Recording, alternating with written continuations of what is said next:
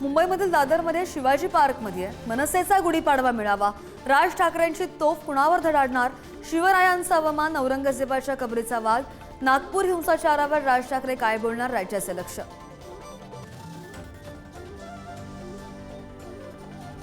पंतप्रधान नरेंद्र मोदी नागपूरच्या दौऱ्यावर। डॉक्टर हेडगेवार आणि गोळवळकर गुरुजींच्या स्मृतिस्थानकाला अभिवादन। दीक्षाभूमीला सुद्धा भेट।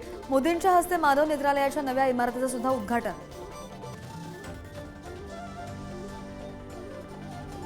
सेवा या शब्दाचा पर्याय राष्ट्रीय स्वयंसेवक संघ। पंतप्रधान नरेंद्र मोदींकडून संघाच्या कार्याचं कौतुक। देवापासून देश, रामापासून राष्ट्र या मंत्राने पुढे जातोय मोदींचं वक्तव्य।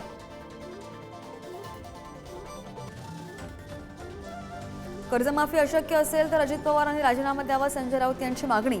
राऊतांचं महायुतीवर टीकास्त्र।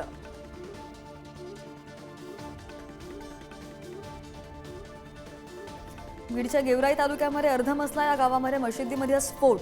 आरोपी विजय गव्हाणेनं स्फोटापूर्वी इन्स्टावर केलं रील।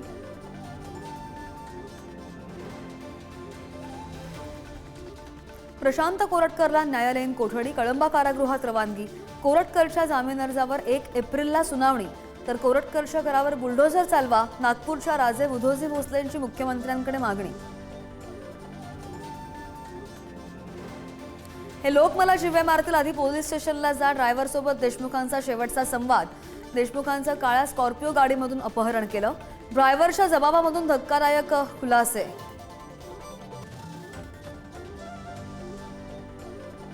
बुलढाण्याच्या देऊळगाव राजा तालुक्यामध्ये कारमध्ये आढळला पोलिसाचा मृतदेह।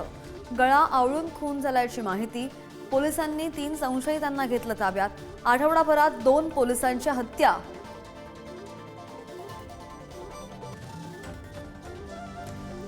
छत्तीसगडमध्ये नक्षल्यांसोबत झालेल्या चकमकीचा व्हिडिओ समोर। जवानाने काढला चकमकीचा थरारक व्हिडिओ। चकमकीमध्ये 17 नक्षल्यांना कंठस्नान।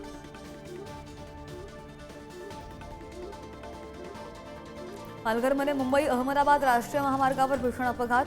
मुंबईकडून गुजरातकडे जाणारा ऑइलचा टँकर पुलावरून कोसळला। सुदैवानं जीवितहानी टळली।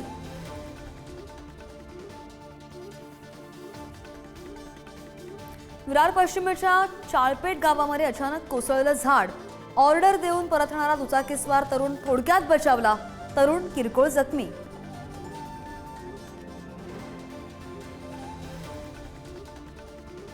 सोन्याचा भाव 90,000च्या पार गेला तरी मुंबई जळगावमध्ये सुवर्ण खरेदीसाठी मोठी गर्दी। गुढीपाडव्याच्या मुहूर्तावर सोन्याच्या बाजारपेठेमध्ये मोठी उलाढाल।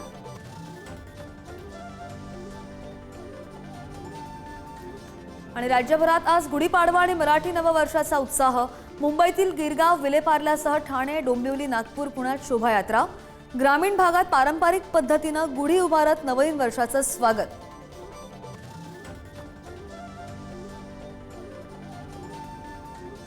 Thank you.